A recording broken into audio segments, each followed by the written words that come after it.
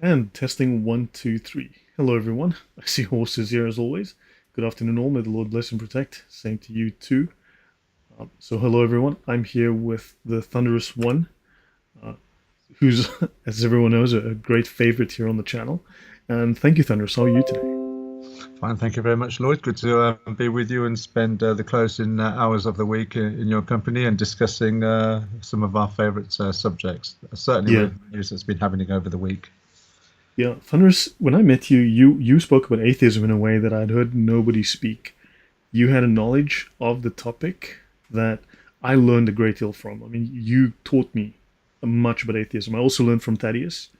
And from the two of you, I think is where I gained the most of my knowledge.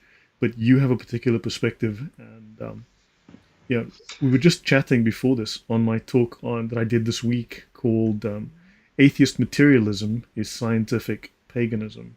Uh, are you familiar with that concept? No, it's not something I'm particularly familiar with.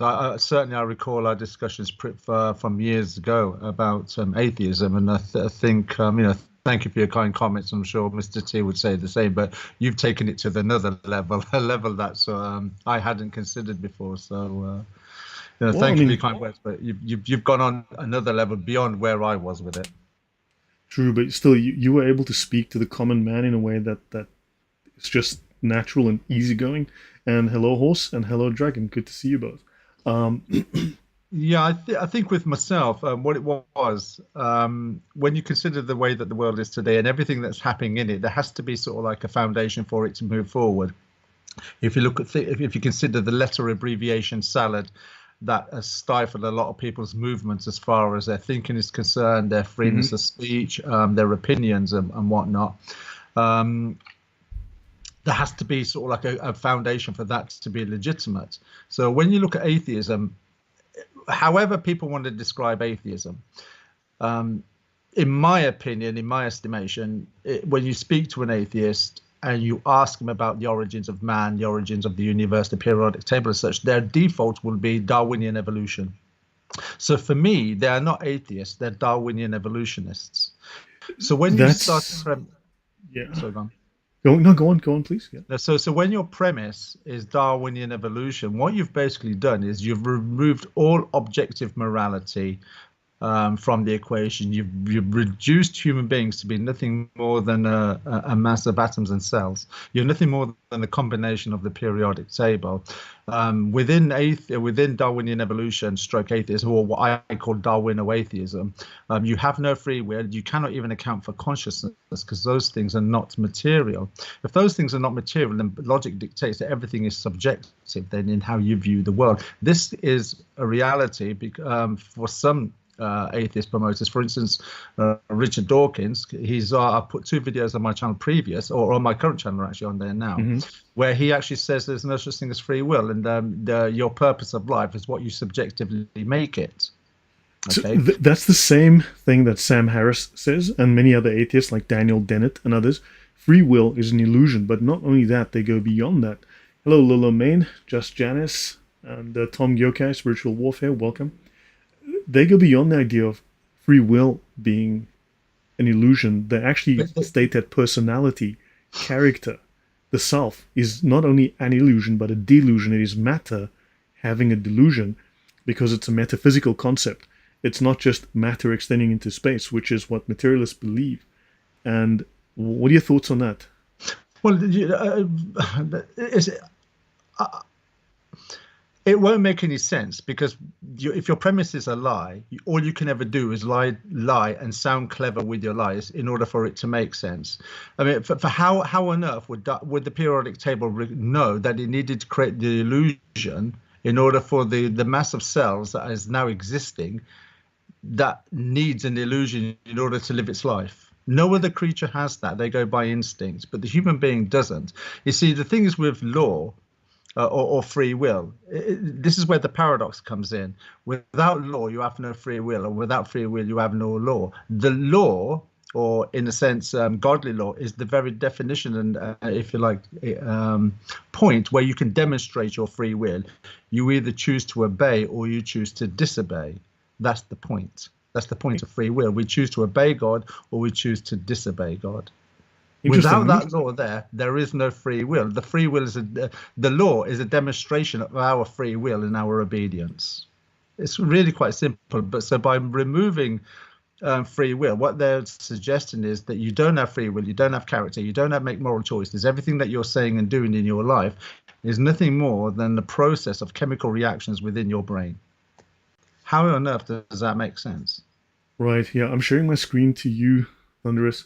You know, you make a very good point. How does the periodic table know to create personalities, to create selves, to create personalities and character traits so that we can survive? Which is really interesting. This is something that I covered with the audience a couple of days ago. This is Gorgias, who was a nihilist. Right? Atheism often leads to nihilism. And he writes, this is one of the philosophers that underpins the idea of atheism. So nothing exists, and even if something exists, nothing can be known about it. And even if something can be known about it, knowledge about it cannot be communicated to others. This is the view of Gorgias. Now, when you get to the rationalists, when you get to the nominalists, they have exactly the same philosophy. They're repeating the same statements. They might use it, they might word it slightly differently. It might sound more scientific or more, whatever. They might write it in a way that sounds a little better, but really it's the same ideas. And then I've traced basically a combination of the exact same ideas of these pagan philosophers from 2,600 years ago and the statements that atheists make. So, but they lead to incoherence. They lead to relativism, and we know that this means that you deny studying the world. You reject taking empirical data from the world. I mean, what are your thoughts on this opening statement that makes that nothing exists? Well, the first thing that I thought about there was Proverbs chapter 2, verses 1 to 5, and I think it's Matthew 10, where Jesus says, "Keep on seeking, keep on knocking, keep on asking." The Proverbs scripture talks about seek for it as for hidden treasure, about the very knowledge of God. So they're contradicting. God says there are things to know, there are things you can know. They're saying no, it's all relative. There are things that you can't know. So for me personally, I find that when you're looking at philosophy as an example can tell you how beautiful a flower is, how beautiful a flower is, but philosophy can't tell you where the beautiful flower came from. That's interesting. If you consider, whereas here you've amazing how well you know the Bible. Proverbs 2, 1 to 5, turn your ear to wisdom and apply your heart to understanding. If you call out for insight and cry aloud for understanding, then you will understand the fear of the Lord and find the knowledge of God. Which is really interesting. And this guy's saying you can't know anything. Yes. And nothing exists. Nothing is real. And of course, this is also very, what's the word? It's narcissistic in that part of the reasoning, the foundation for their beliefs is that they believe there's nothing external to you. You are the measure of all things. Your subjective senses, and only the five senses like taste, touch, smell, hearing, and so on, only those are valid sources of information. So metaphysics, all of these things are invalid. There's nothing outside, only your opinion. And what if you've got a very flawed, faulty, subjective opinion? Then what about the guy next to you has a completely different one? And this leads to chaos. But this is the point. I mean, one of the old arguments is if you take your subject, if you have a society that's created its own subjective moral laws, well, they're not moral because there's no such thing as morality in the universe. It's just a case of human beings deluding themselves into decisions, and some deluded human beings that have a bigger personality and presence over the weaker ones and imposing their subjective views on other human beings. Then so that becomes a mass of human beings with a subjective point of view predicated on the view of other human beings that have a bigger personalities, maybe a bigger influence, and can bully them into the way that they view things, going to another land where the same thing is happening, but their views are totally different. So who's right and who's wrong then? But then I suppose in the materialistic worldview, how do you know what is right or wrong? There is no right or wrong. There simply is. How does that make any sense? Fair point. Beats me. So Pakistani Kafir, very welcome. Ernesto, welcome. XYZ, good to see you. Always good to see you. Thank you. Of course, Dragon. Lilo Main, New Gluff, welcome. And yeah, Hawthorne, you only missed a couple of seconds, so you were good. Yeah, there was something you mentioned that I just lost my thread. There's something you said that I was going to talk about on this. But atheists claim to be scientific, to use the scientific method. Yet, if man is the measure of all things, if your subjective senses are the measure of all things, how is that scientific? That's entirely subjective, and because it will differ from the person next to you, it is entirely relativist. There is Well, no foundational truth then. There's no objectivity. but but when to make it science, that's where the Darwinian evolution comes in. That's the scientific predicate for atheism. If you want to use the word science, science is you could say is the study of the natural universe that we live in. So you're saying that this incoherence, this lack of objectivity, is scientific then? I'm saying they call it that. Yeah, that's what they say. Yeah. Yeah, that's what they're saying, but they have to have a scientific predicate, and then that predicate is Darwinian evolution. So when they're saying we have to think in a scientific way, we have to have a scientific premise. Atheism isn't scientific, but they claim that Darwinian evolution is scientific. So Darwinian evolution is the start of their scientific basis for atheism. Let me just find something on materialism. I wanted to. Or materialism. Materialism and Darwinian evolution is one and the same thing. It's just that with the materialistic point of view, is that it's undirected. It's all about happenstance and chance. I mean, let's have it right. When you really look at it, when you look at the atheist point of view, you have, as some people have put it, I don't have the faith to become an atheist or a Darwinian evolutionist. But that's not what they really believe. They mock people. Let's say intelligent. And as a minimal commitment to theism, that is to say, let's not argue about the many gods that people claim are the true God. Let's just look at the minimal commitment. There is a God. Their argument is that we need a sky daddy. We believe in fairy stories and all the pejoratives that they've come up with against the people who accept intelligent design. But the fact of the matter is, they don't follow science. They follow scientists. That's what their belief system is based on. These New Age druids, the Sam Harris, the Richard Dawkins, the Lawrence Krauss, and the Neil deGrasse Tysons, and all the other such ones. That's where their faith is what these men say. The science is exactly the same for those who actually, accept they define science as materialism. They've conflated science with. Let me just pause 1 second. Welcome everyone. Thanks all for being here on this Sunday. For me, it's Sunday evening. For Thunderous, it's Sunday evening. For some of you, it's Sunday morning or Sunday afternoon. But welcome and thank you. Just by the way, this month I had more than double the views on my channel. My views rose by 116%, which is really fantastic. Also, I did put out a great deal more content, but my views went up by more than double. But not many of those people subscribe. So there are more people that are watching. I think roughly half of the viewers actually are not subscribers.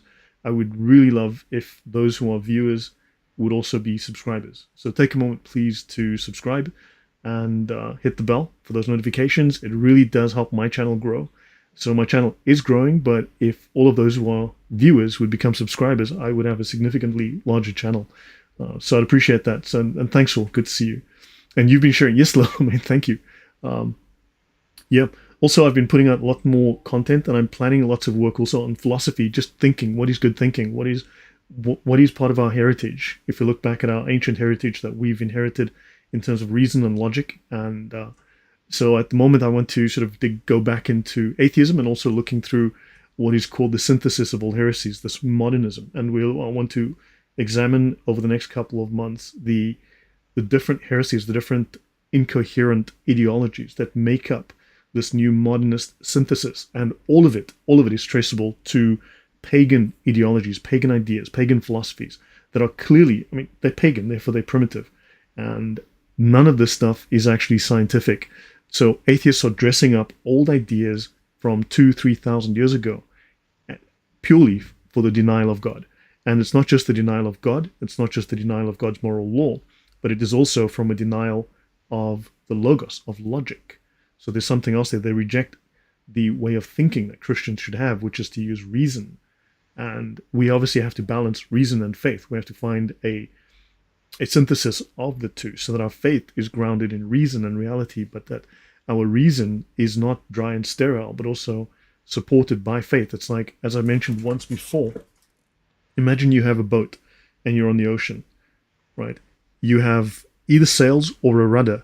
If you only have sails, you can go really fast, but you can't change your direction. You can't choose where you go. So you've got one aspect, but not another. And a rudder, if you have only a rudder, you can move the rudder, but you need some wind. You can you can change direction, but you can't go anywhere. So you need to have a balance of both, Can right? I? So these two, yes, Thunderous. Can with what you forgive me if I interrupted you there, Sure, but sure. Yep. there's a scripture I would like you to pull up in context with what you're saying now, because there's another element. I don't know if you've considered this. It's Romans 1:20.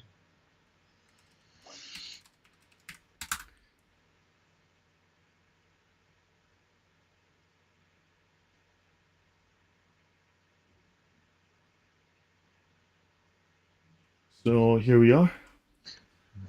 So it reads there, for since the creation of the world, God's invisible qualities, his eternal power and divine nature have been clearly seen, being understood from what has been made, so that people are without excuse. What do you Yes. think that scripture is actually saying, Lloyd? I'm not trying to question you No, here. no, no. It's a really good point. No, that's why I talk to you, because you have a perspective that is. I mean, you have a really unique perspective. You ask really good questions. I've noticed that about you.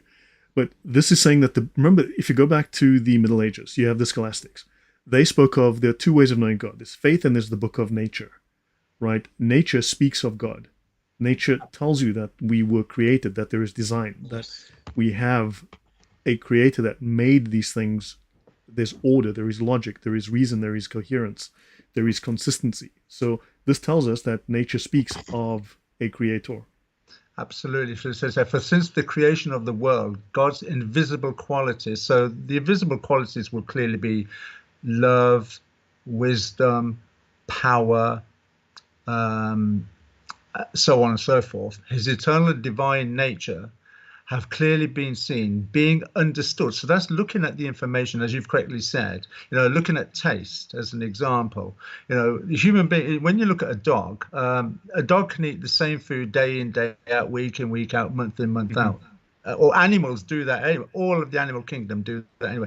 The human being is the only one that cannot do that. Today is a Sunday in England, and I'm not sure what traditional foods are eaten on a Sunday in Europe, but in England there's a thing called the Sunday roast. Now, on a Sunday, it's enjoyed by everybody, and maybe some people would enjoy it on a Monday too. But come Tuesday, Wednesday, they're pretty much sick of it. They need to change their diet. We've been designed to eat so many different things. You take a piece of beef. In England, we roast it. In America, they hamburger it. In China, they stir fry it. In the Middle East, they curry it. You can mince it, and you can make say a goulash out of it, or a lasagna out of it. Yet it's fundamentally a simple piece of beef. A chicken is the blandest meat on the menu, but you put some herbs and spices with it together, it becomes the tastiest meat on the menu. No other creature seems to do that. And so when it talks about God's invisible qualities, those are the things that we should be looking at to see the power and wisdom and love that God has for mankind. But then when you notice the verse, it says, so that they are without excuse. Other translations would render it as inexcusable, right? Because when you're looking through the microscope, or whether you're looking for the telescope, either one of those magnifying tools that mankind have developed, there is no excuse to turn around and say God does not exist. There's no excuse using a microscope to turn around and say that God does not exist. The fact that the more you use the microscope, the more complicated the cell is now being understood to be. And when you're looking at the telescope, the vastness of the universe, there's the symmetry of it, the way that the matter of the universe is formed, with galaxies and stars and gravity and light and time, there is no way that these things could have happened by accident. So when the scripture says, but they did, everything's an accident. This is the materialist view, that everything's an accident. There is no guiding reason. So yet, how can you trust your senses if they say that you cannot get information from outside your senses? How can you trust your mind if your mind was built on an irrational process that was random? And there's no order, there's no structure. I mean, these things are, and of course, we believe, look, the idea of law in nature comes from Christians, right? Actually, hold on, let me do a couple of things. Let me bring first that up. There's a few things I want to quote here. So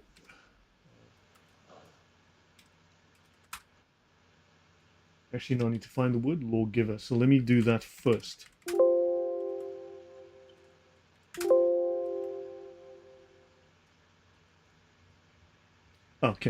Here, this is from C.S. Lewis, right, who wrote the book Mere Christianity. Men became scientific because they expected law in nature. And they expected law in nature because they believed in a legislator or a lawgiver.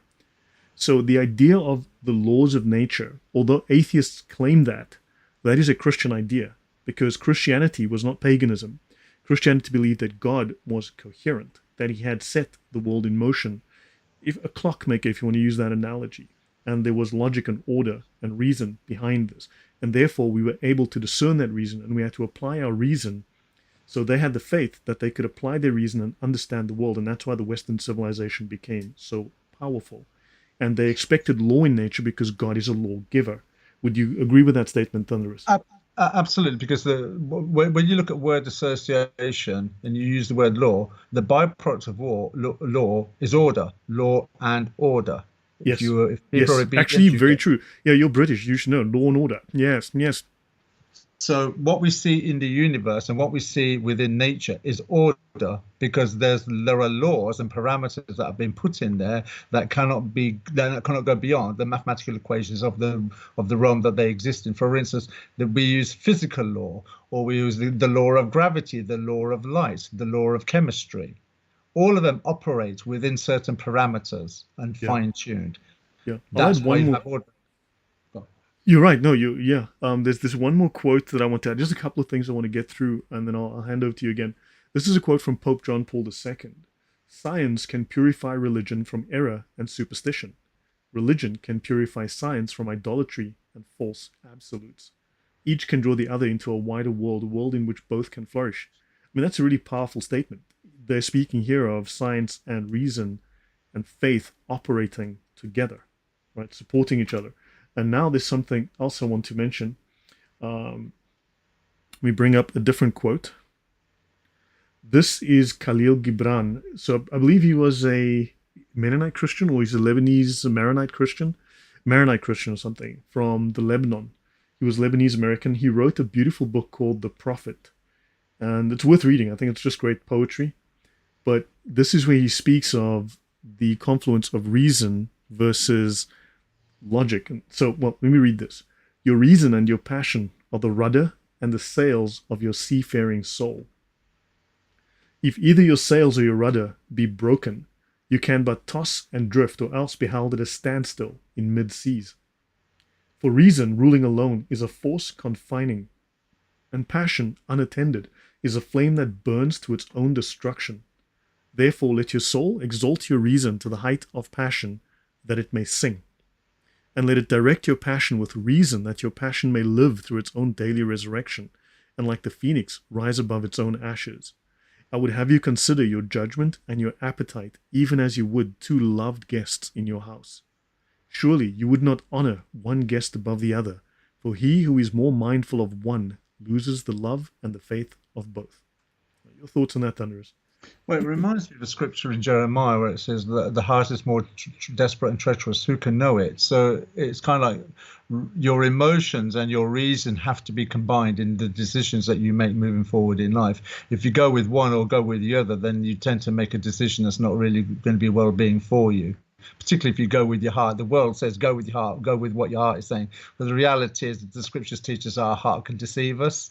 You know, we tend to like things that we shouldn't Actually, like. fair point. Yes. You know, so our power of reason would be the thing that tempers where the heart might want to direct us into, what action our heart wants to direct us into doing. I'll give an example. It says in the scripture, vengeance is mine, I will pay. I think I will repay, says the Lord. I think that's in Romans 13 or somewhere around about there. That's because when we get wronged, our sense of indignation makes us want to act. Our heart wants us to act. But our power of reason must restrain us. Otherwise, as James says, be wrathful, but do not sin. It's okay to be angry. Being angry, even God gets angry. Jesus got angry. There's nothing wrong with anger if it's righteous indignation. But our power of reason must control us so that we do not sin. So that's what came to mind with what from reading this poem. Yeah, and that the logos is also reason. I mean, the logos is reason. It's not feeling. There's a couple of things. So Sergeant Grinch says, when I explain to atheists and others that morality come from a creator, I get lame arguments and more humanist gobbledygook. Yeah, where do you have an absolute morality? Where do you have an objective morality from the periodic table? You don't. Yeah, Yeah. I would like to know, because I've posed this question to many Darwinian atheists, is what is the chemical composition for free will?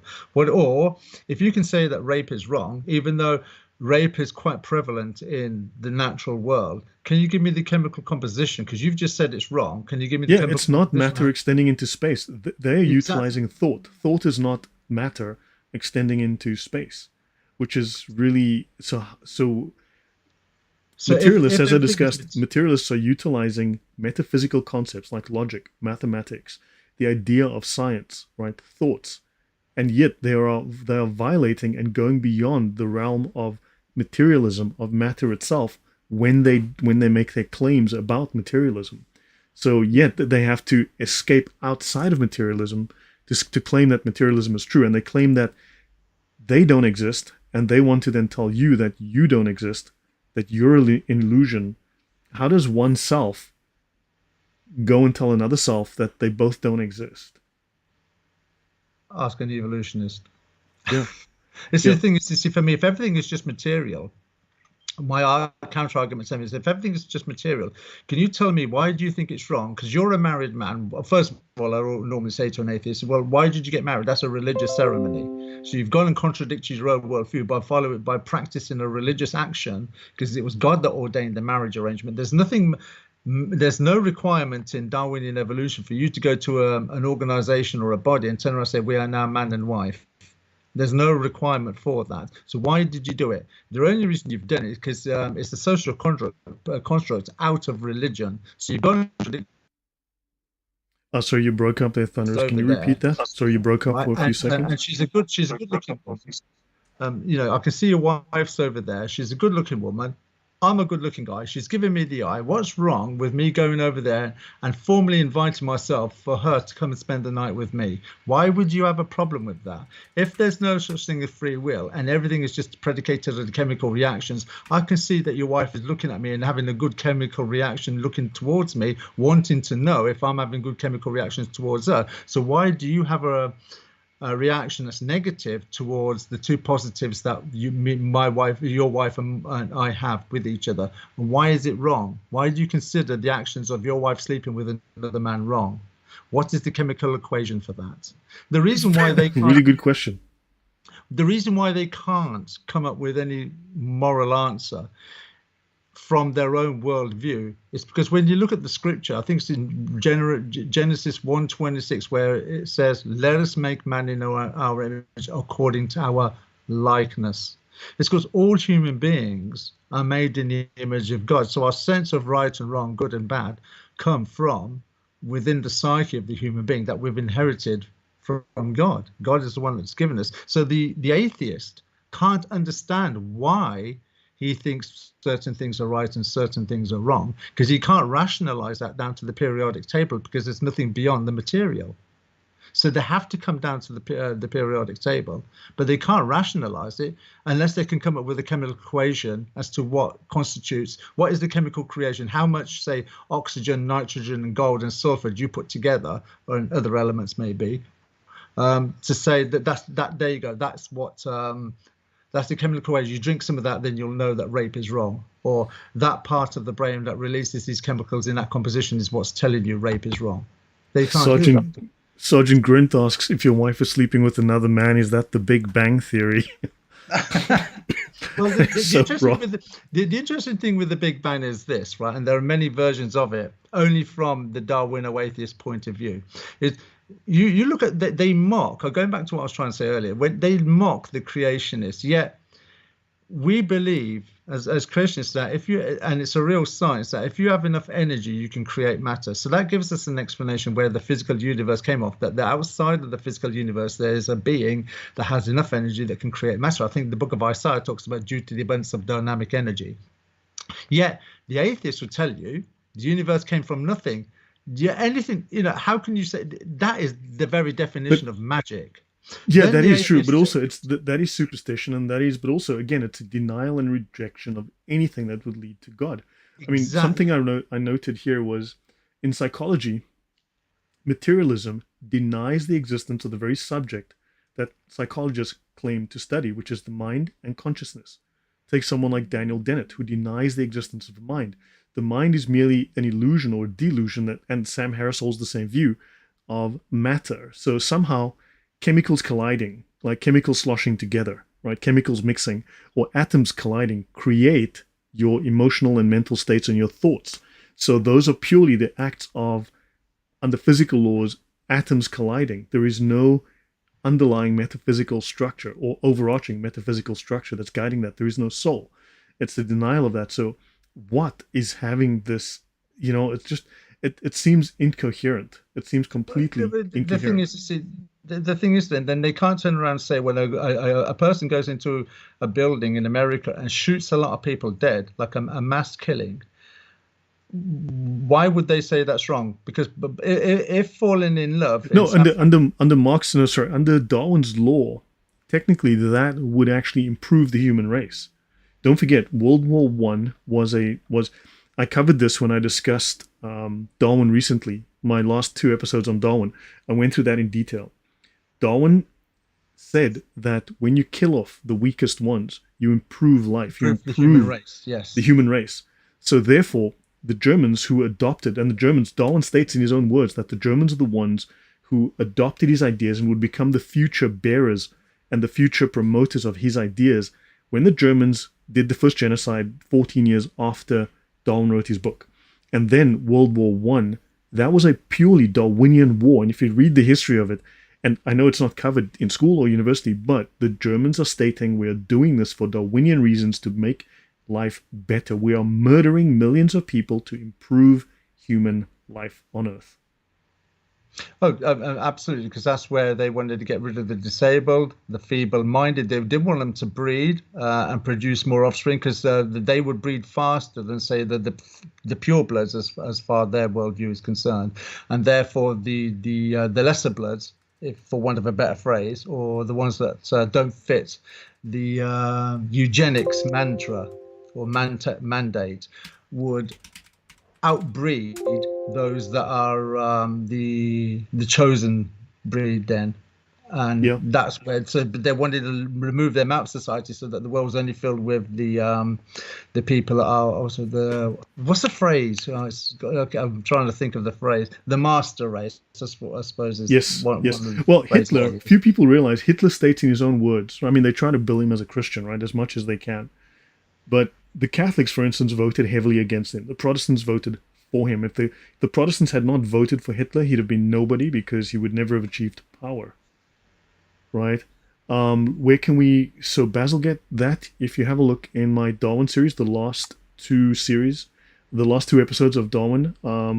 Just what is the quote you're looking for, and I'll try and find it for you. But um, Hitler states that he's a materialist.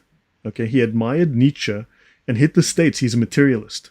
Right. So now you've got him pegged to atheism and this materialist Greek philosophy, right? This pagan philosophy. And two, he also very bluntly, very voluminously writes about Darwinism. He's a staunch Darwinist. He got it from the first generation of Germans prior to him who were involved in the First World War, right? And their sons and grandchildren are now involved in the Second World War, right? They're leading. And this is a Darwinist war. Once again, atheism and Darwinism strikes back. Hitler promoting the genocide based on Darwin. So have a look at my last two episodes, Basilget, of I've renamed the series to Darwin, Moral Monster. The last two episodes I cover that in detail. I go through Hitler's views on Darwinism. Hitler was promoting a Darwinist agenda, and he speaks about it. Mein Kampf is riddled with references to and interpretations of Darwin. Applications. This was an out and out application of Darwin. Basically, Darwin stated there's no objective morality, there is no God, and he denied that there was any kind of, well, he became a saint of death. He believed that death brings life, death brings improvement. It's interesting to note, isn't it? It's just come to my mind that all these Mhm. people who turn around and say that there is no free will, there is no moral compass, there is no moral law, and everything is subjective. But subjectively, they all seem to have the same sort of But like then, how can they be right and we be wrong if everything is subjective. Well, how can it be that all these people who say that there is no God and there's no moral law as such all seem to turn around and say that theft is wrong? How can they all say that sleeping with another man's wife is wrong or that murder is wrong? Sam Harris and these people wouldn't say that it's right, yet they all seem to collectively come to the same subjective conclusion. Does that not make sense in itself that all these human beings that deny there's an intelligent designer have Well, subjective thinkings and conclusions, but their subjective conclusions about what is and what isn't moral are all exactly the same? yeah. So hold on. So Cascarabia says, "Got to say that I want to see the next fight of David Benavidez."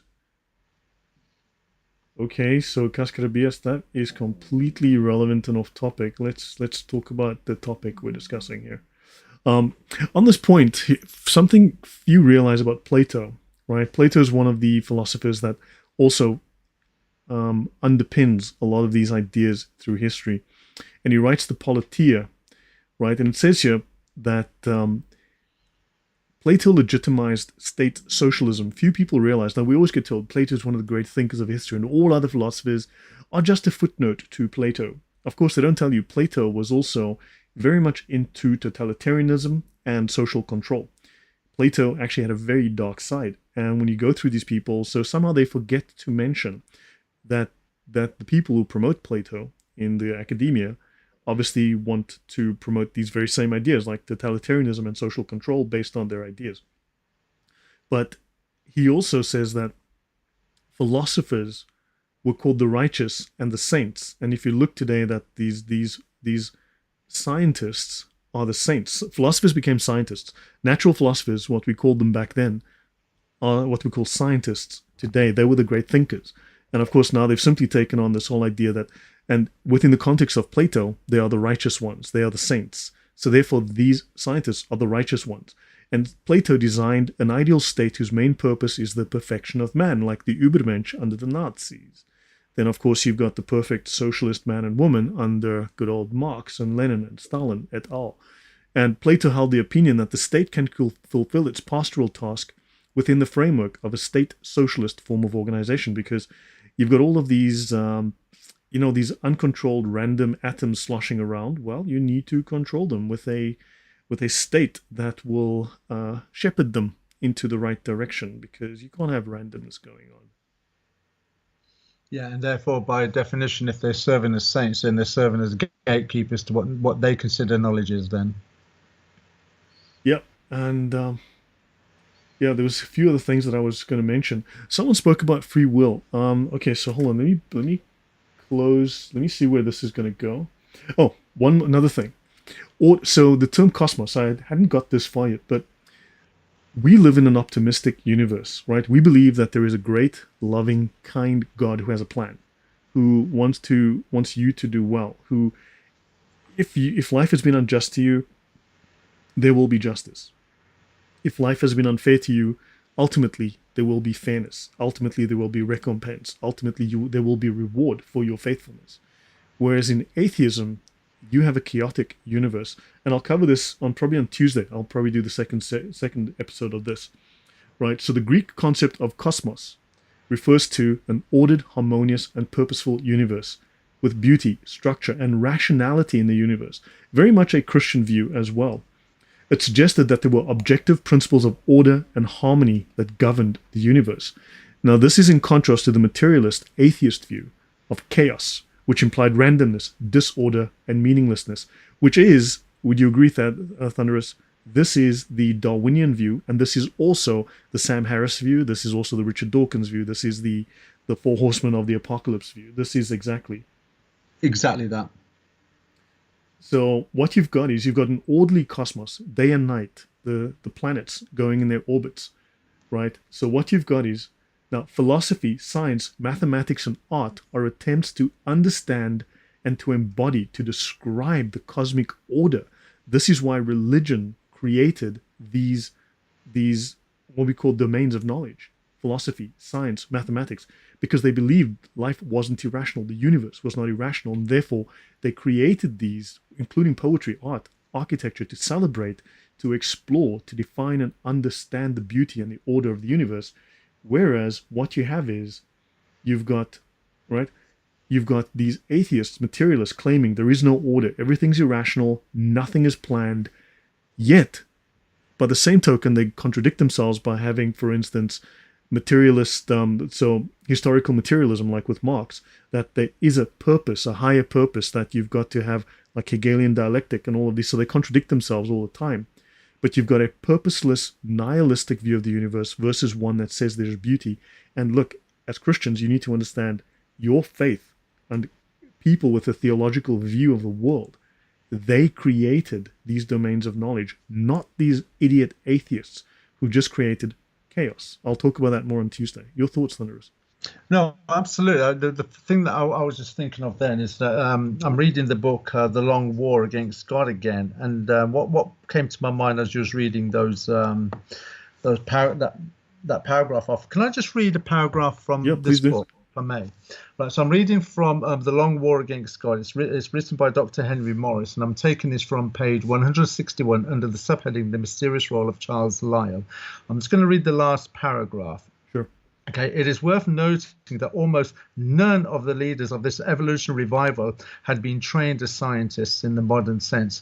None were educated as physicists or chemists or biologists or geologists or astronomers or other natural scientists. As already noted, Charles Darwin himself was an apostate divinity student whose only degree was in theology. Charles Lyell was a lawyer, William Smith a surveyor, James Hutton an agriculturalist, John Playfair a mathematician, Charles Chambers, so I'll just got to turn the page, Charles Chambers a journalist, Alfred Russel Wallace had little formal education of any kind, only with a brief apprenticeship in surveying. Thomas Huxley had an indifferent education in medicine. Herbert Spencer received practically no formal education except one practical experience in the railway engineering. Railway engineering. That's like the guy from the UN who was on the panel for climate change. So Thomas Malthus was a theologian and economist, whilst Erasmus Darwin was a medical doctor and poet. Of all of the chief contributors to the revival of evolutionism commonly associated with Charles Darwin in France and Ernest Haeckel in Germany seem to have a bona fide education in the branch of evolutionary science that they pursued, and they had their own particular anti-Christian agendas to promote.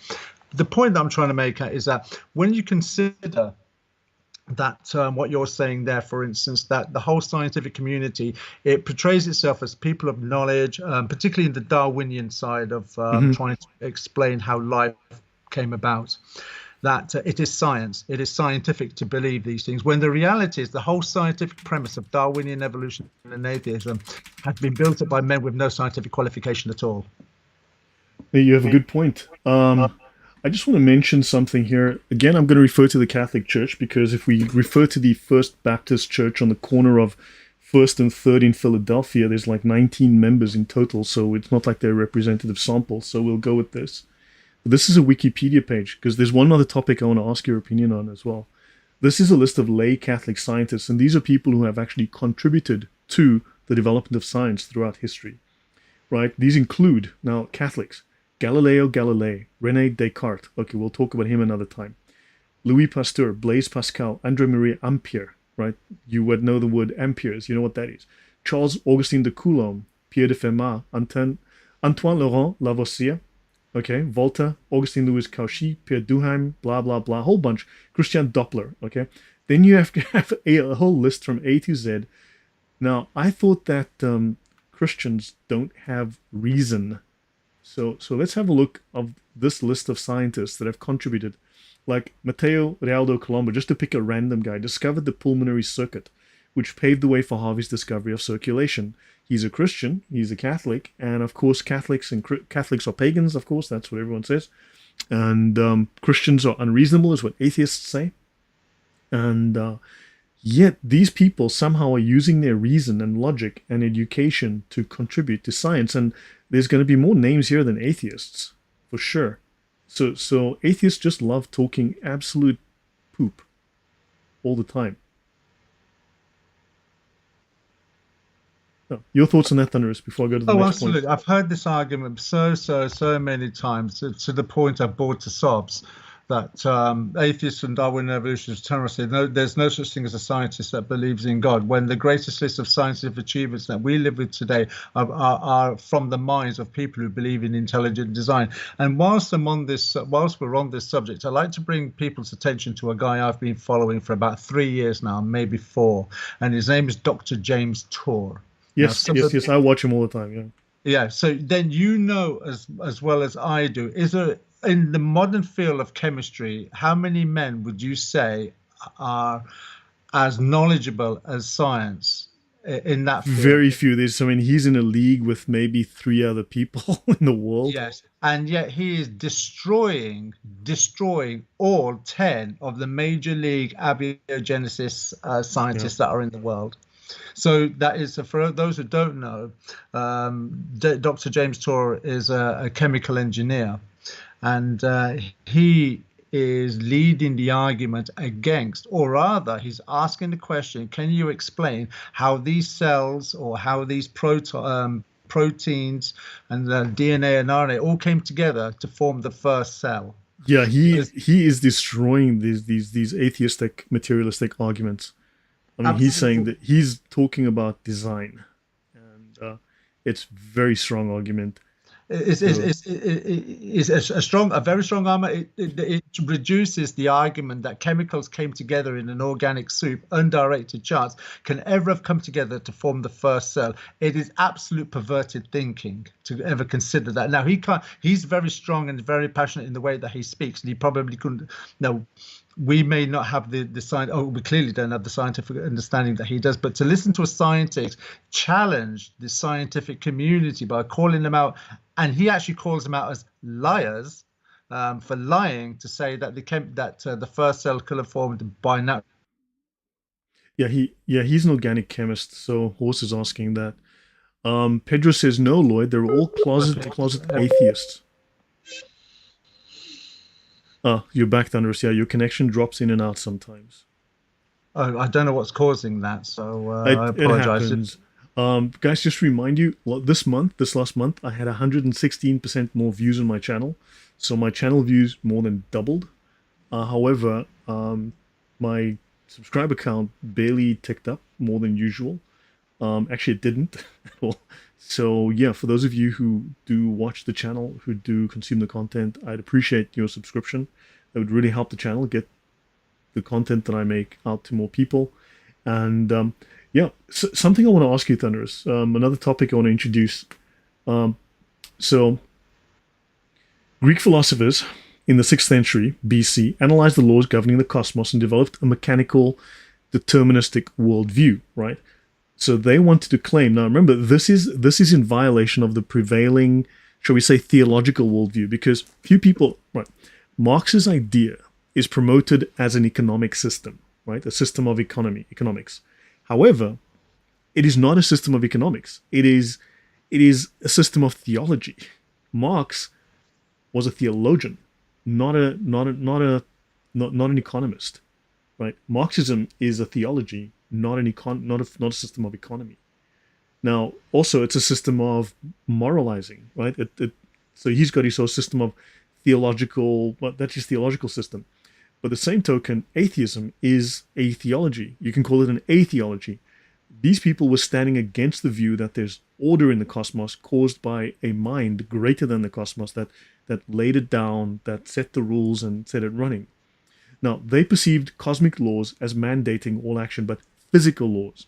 They don't believe there's any such thing as mind or anything beyond the basic laws of physics, right? And they called it ananke, Latin necessity, and this is the driving principle for everything in the physical world. So Leucippus and Democritus, and I'll be talking about Democritus and Darwin in a while. Can I just stop you there? Yeah, sure. The Latin for ananke, the Latin for necessity, but necessity in itself requires something that needs the necessity. Otherwise, the necessity in itself wouldn't exist. Necessity, from my understanding, would require somewhere that you need to arrive to.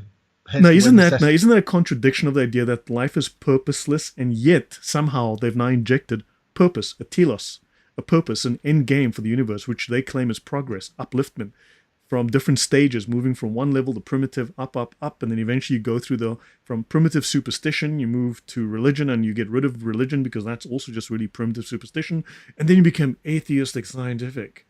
And hold on, I thought we have a purposeless universe that's random and erratic, and now they're introducing purpose, necessity. Yes. And the only thing that can have necessity, that can have purpose and intentionality, is a mind.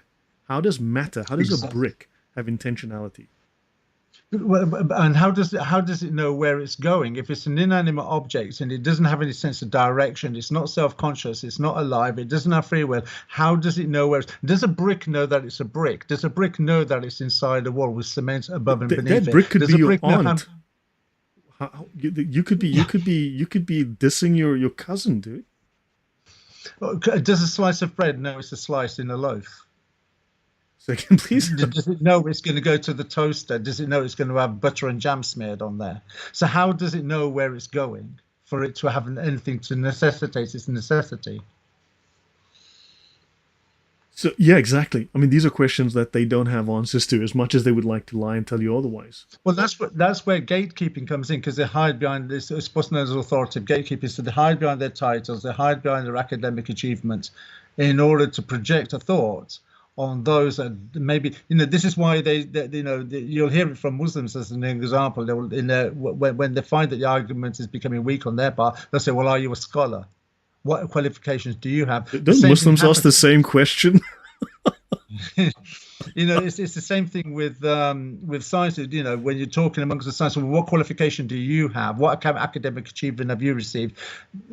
It's as though that, well, does that mean that the question being posed has become suddenly valueless because I haven't received an academic achievement? For me, the question either stands or it doesn't stand. If it does stand, then answer the question. If the question doesn't stand, then give me an answer that proves my question false. So interesting. Sophia Marcella says, without intelligence, there's no order, only entropy, which is very true. We can observe that in the world. Design, order, are intentionality, purpose, are functions of intelligence, of mind. So mind is clearly something that stands outside of the physical realm. In fact, we are people that have experiences. In a sense, we have our own subjective experiences. We are people that, and we are not merely physical.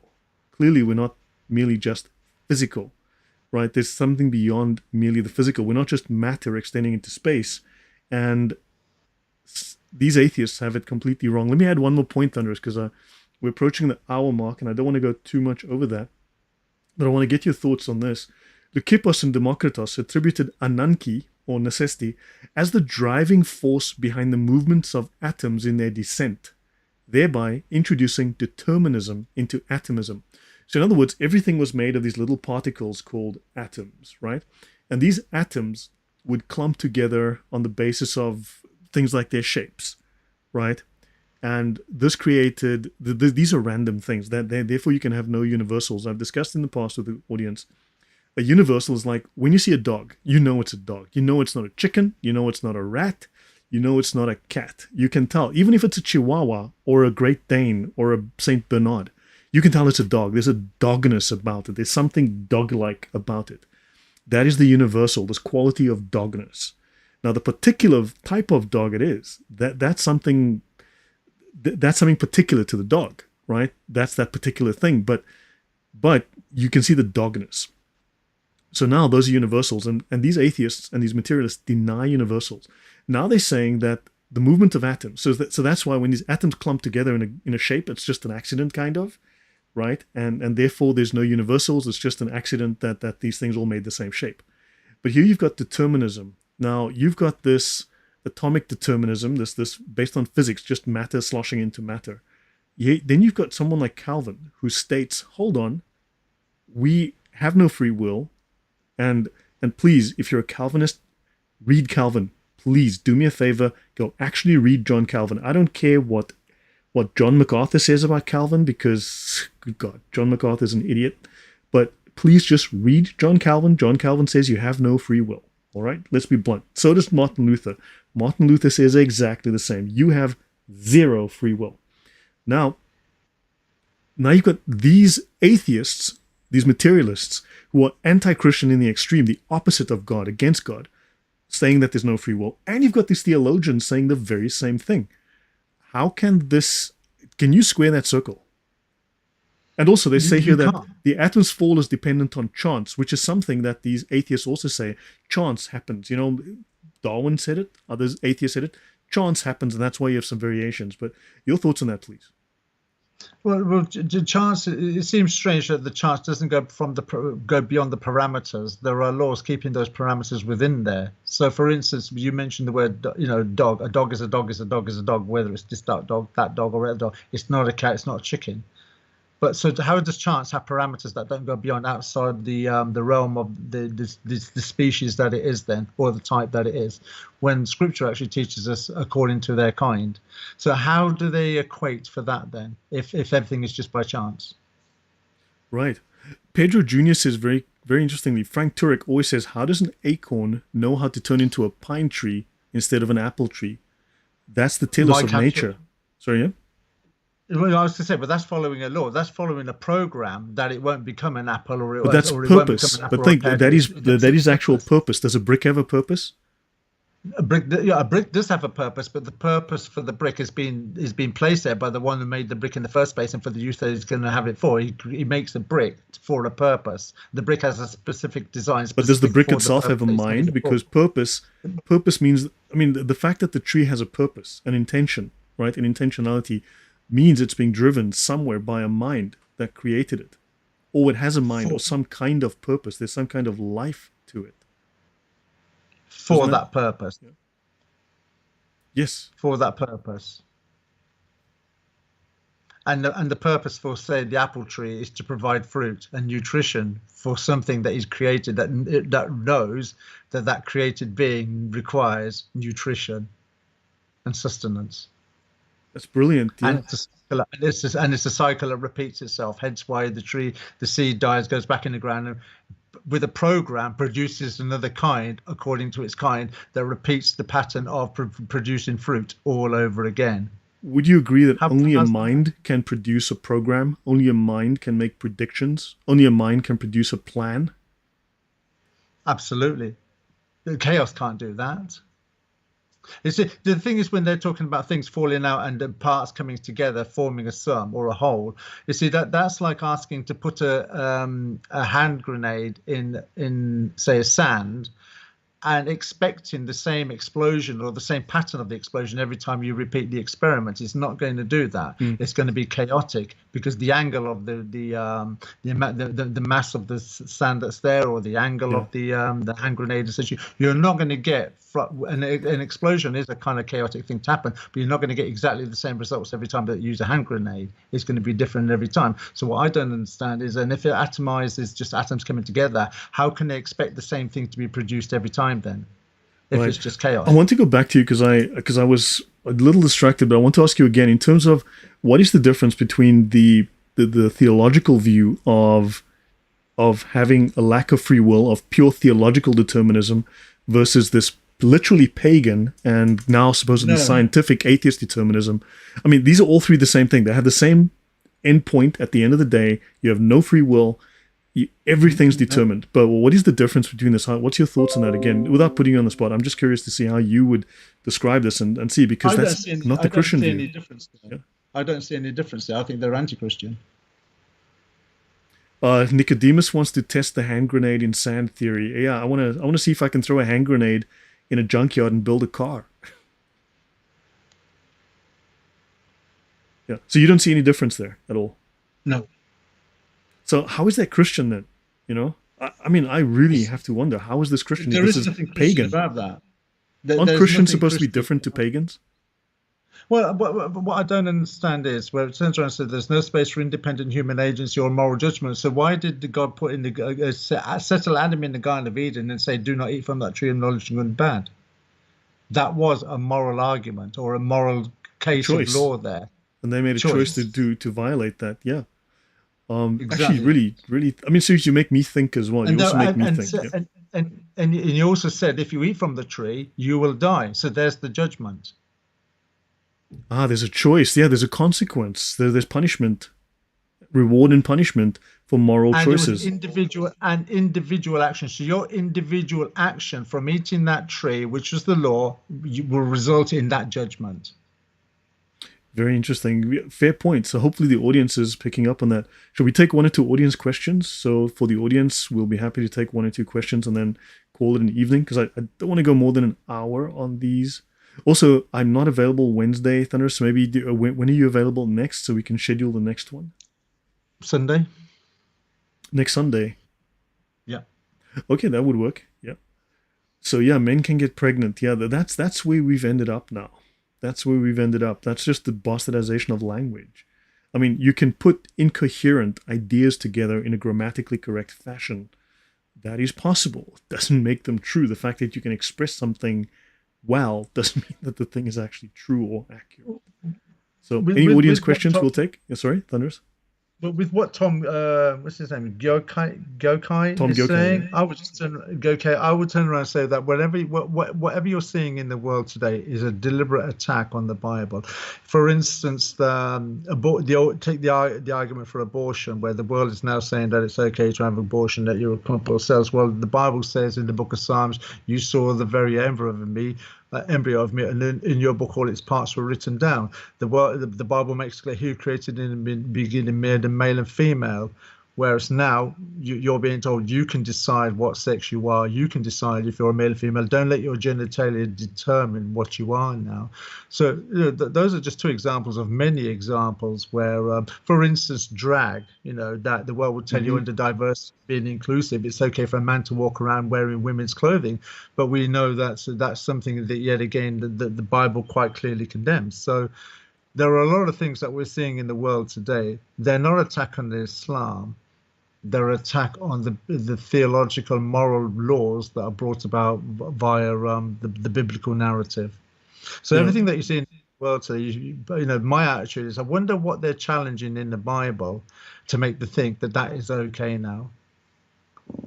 Yeah, Nicodemus asks us, what is your take on the origin of ATP? What makes cells operate? So, Nicodemus, I don't think we were having a discussion on chemistry. I'm not aware that that was the topic of the discussion. I mean, I could just as well ask you, what is the orbital velocity of the moon? Right? This is something you take up with James Tour on his channel. He discusses this in quite depth, so there are people who do that. I'm not certain that I was making... Yes, you came in very late. Hold on. There's something I want to maybe end off with in terms of free will. So this is part of my upcoming talk on this in the next few days, right? So let me just do a few points from this. I won't do every point. So free will allows for independent moral choices and responsibility. God is omnipotent, but he voluntarily limits his power to allow for human free will.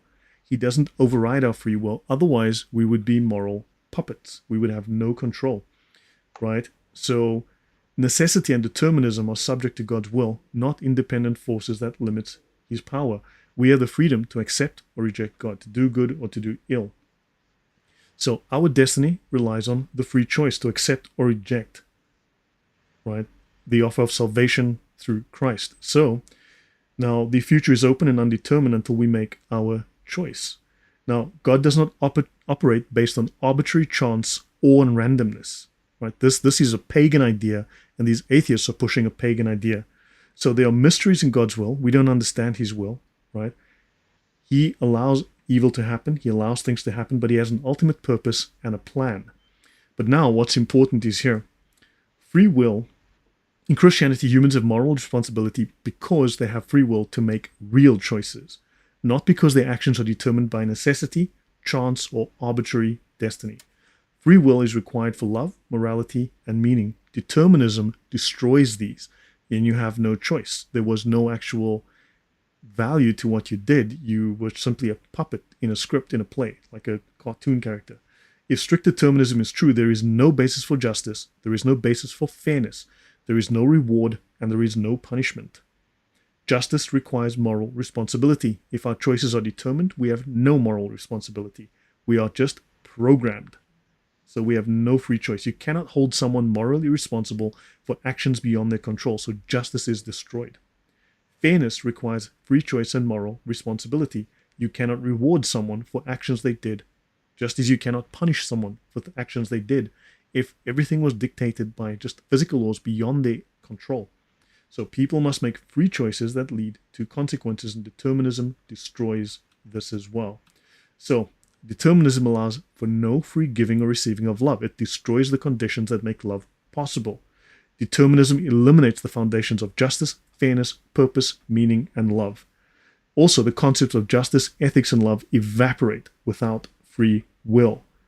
So your thoughts on that, I'll let you end off, Thunderous. And there's one more question, yeah?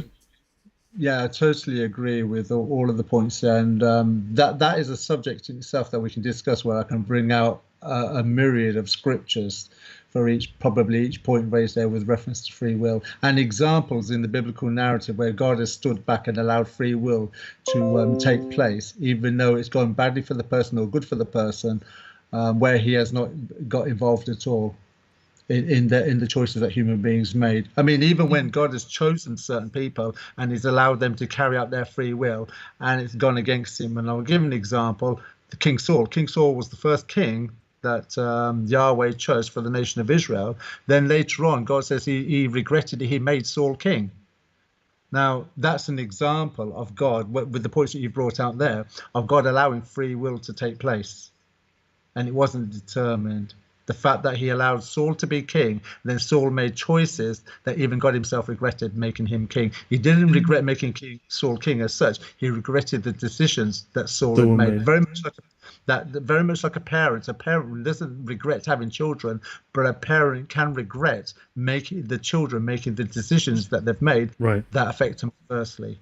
Yeah. So let's send off. Thank you very much for that, Thunderous, and take care, Crystal 711. God bless. Thanks for being here. Okay, so Catherine M says, first time I was told of predestination, I felt a sense of deep hopelessness. A lot of people do, and many of them turn atheists. So thanks, John Calvin. XYZ says, atheists always invoke justice and morality. I know, and those are Christian concepts, but yet materialism destroys those concepts, because by definition you have to have predeterminism, which means that you have no justice. Justice means there's a choice being made. And so this is contradictory. It is incoherent. It is crappy philosophy. And Pedro Jr. says, sorry, Thunders?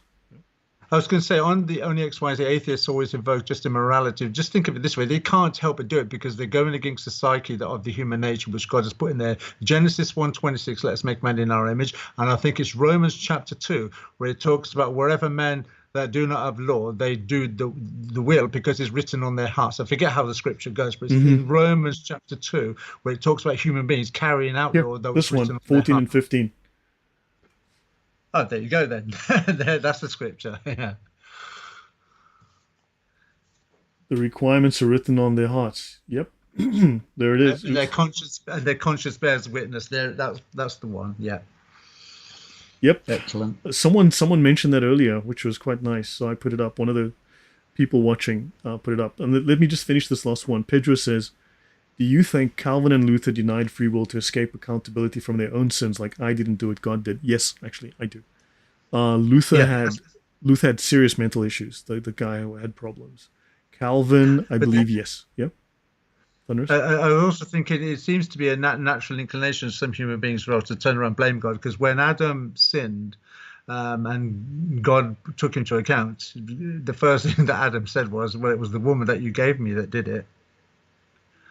So, sort of blaming God for human beings' actions, human being blaming God for their own actions is it's not the first time that's ever happened. Adam did it, and he's yeah, that would be original. Yeah. So someone asks, how is predestination properly understood? It's a Catholic concept too. Yes, it is. But for instance, when you say freedom in the communist state, do they mean it the same way as freedom in a Western democracy? No, same words, same vocabulary, different dictionary. Just because you asked me, I have a number of videos on that topic. So if you go, I have a number of these on free will I've discussed recently. Let me see if I can find this. Here, predestination here. So the form of predestination that Luther and Calvin had was known already in the 5th and 6th century as what's called the predestinarian heresy. So Luther and Calvin revived not only this form of paganism, But this form of paganism tried to enter into Christianity as a heresy called predestinarianism.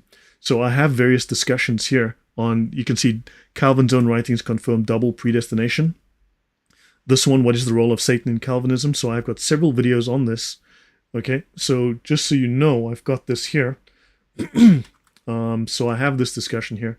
So this is Luther, Calvin, and the predestinarian heresy. So they were actually literally promoting a heresy, a known heresy that was condemned by the Catholic Church in the 580s, I think it was. But it was known before that, but it was formally condemned in the 500s. It was condemned again, I think, in the 1100s. It was condemned again in the 1700s, 1600s. So Luther and Calvin were literally promoting heresies that were known to be heresies. They brought them back. And not only that, they brought Gnosticism in as well. So there's this very heavily Gnostic-flavored Christianity that they brought in. So yeah, those are things I'm going to be discussing in more depth again. So yeah, Thunderous, last word to you, and then we'll call it a night. No, I'd just like to say thank you and an enjoyable show. Hope other people listening enjoyed the show, and thank you for having me on again, Lloyd. No, thank you for your contribution. Quanda says, tried uploading your content to TikTok but got a strike. Is your stuff banned on that platform? I have no idea. I mean, I don't prevent people from spreading my stuff or using it or whatever it is. That is very odd. Catherine M says, this teaching has been life-changing. Thank you very much. You're most welcome. Thank you. Glad you understood it. Glad you enjoyed it as well.